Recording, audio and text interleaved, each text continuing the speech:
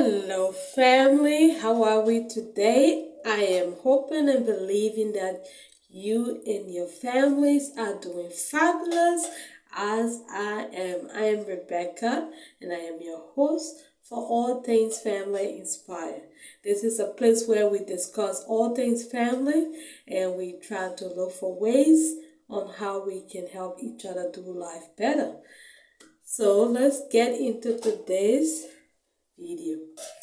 We are talking about what does self-awareness look like?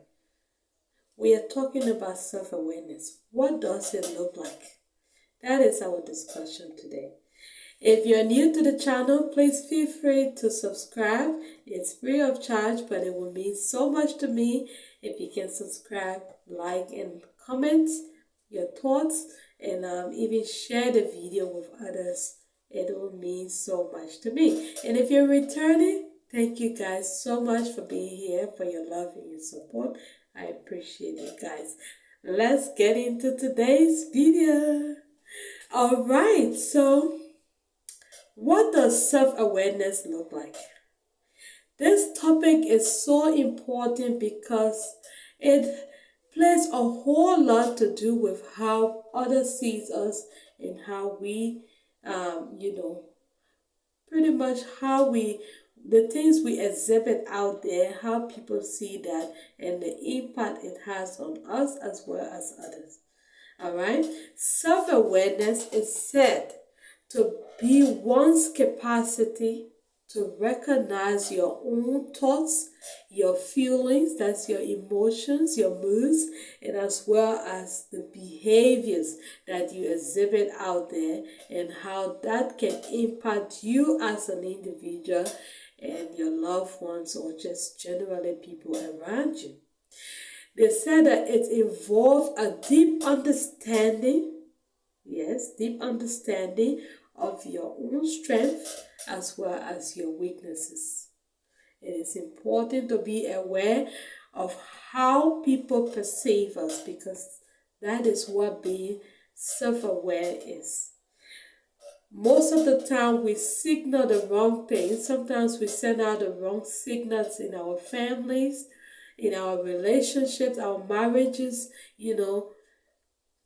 often we might be like, giving a vibe where we are saying, I want to be left alone. But inside you are screaming for help. You are screaming to say, I just need somebody to touch me. I just need somebody to talk to me. I just need somebody to say it will be okay. But in reality, our body language, our behavior, our attitude is giving a whole different vibe to others.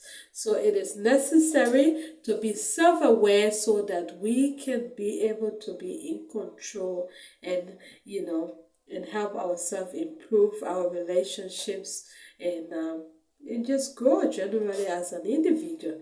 So there are three things today I want us to look at when it comes to how you look at self-awareness, what self-awareness might mean, in general, and how this is important. Now, having traditional values is a very great way to understand or to be self-aware. Now, for example, I am a Christian woman. Okay, I am of a Christian faith, and I try to raise children in a godly fashion according to the Bible. Those are my values. I base my judgment on how I perceive, things based on my values and my belief. I try to dress in a certain way because of what I believe in, because of that value of Christianity, and a lot of us are like that. It doesn't have to be just necessarily being a Christian. It could be a Muslim. The way you dress will determine, what you value and what you believe in. Or even people who are generally just members of clubs, members of society. There are certain things they can do, certain places they can go, certain places they can't go, So having some level of traditional values will enable you to be self-aware, because you're able to believe in that thing and to be able to stand by it, and it will allow you to, navigate life without being confused or sending some wrong signals. Secondly, we must be able to establish some level of boundaries. Boundaries are very necessary in terms of how self-awareness look like. All right. If you have, let's say your beliefs will determine pretty much the boundaries that you will put in place, because you are able to stand by those things and say, this is what I think, the world should be like. And so you will build your values based on those things. It is very important that you have boundaries in place. Boundaries allows you to have limitations on how you go about, doing things in the world. The behaviors that you exhibit, having some boundaries will allow you to know whether those things are helping or they are not helping. But it will help to mold you and keep you in shape and keep you in check. So it's necessary to have those boundaries. Those boundaries allows you to, to give the signals that you want to give out there, to put yourself to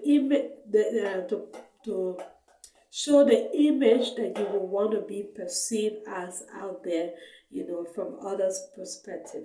Because we know we are not an island, and therefore having a knowledge on how people see us, is very, very, very important, like I've said already.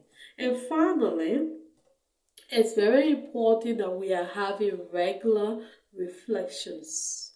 Regular reflections, right, can lead to personal growth.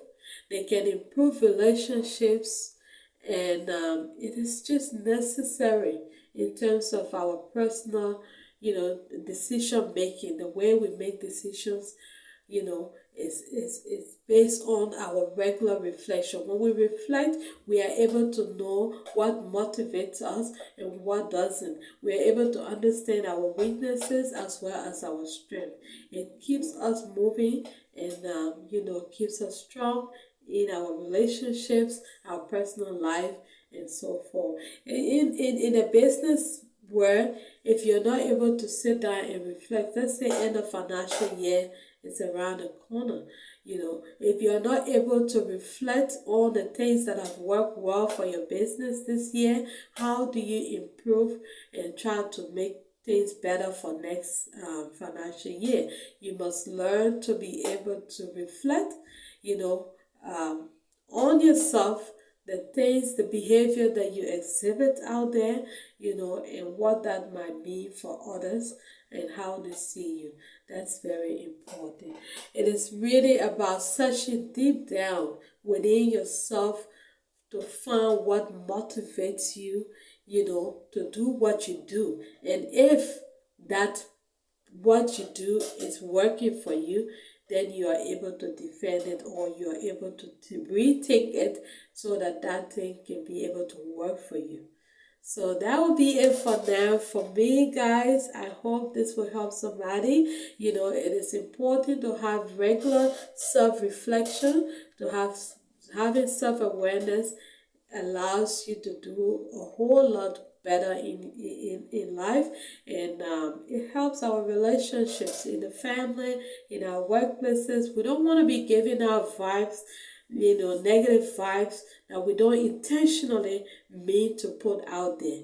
It is necessary that you're thinking about what you're doing.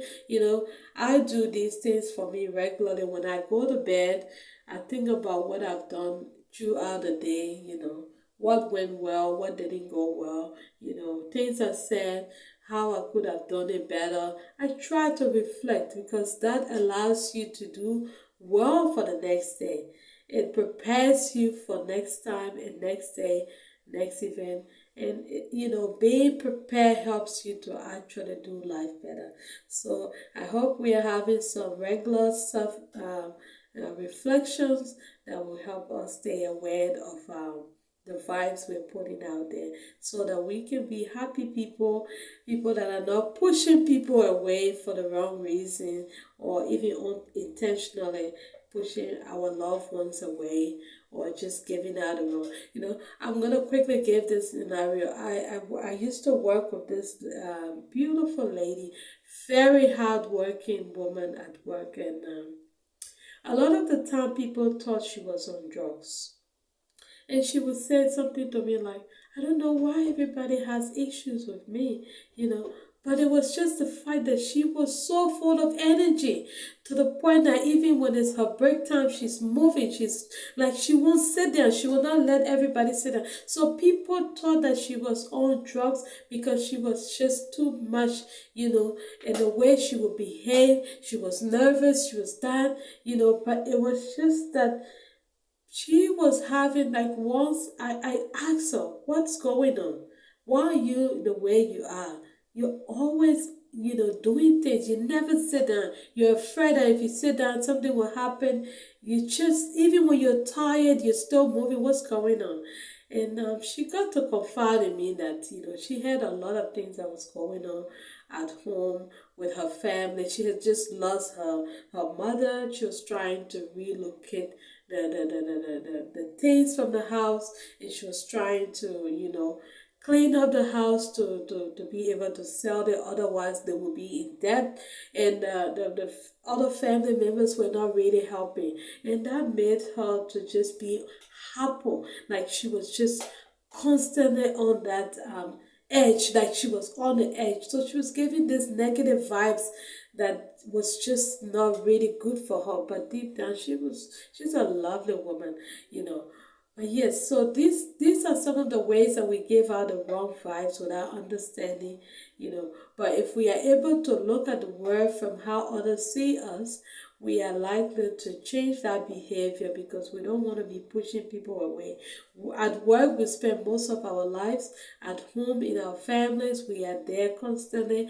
We want to create an environment that actually says, I want to be here, I am part of this. And you want to create a lively environment that will help you grow, personally and as well as in your relationship. So that will be it for me, guys. I love you all. Stay blessed, and I will see you people in my next video. Don't forget to like and subscribe to the video, and as well leave a comment, and that will be a lot.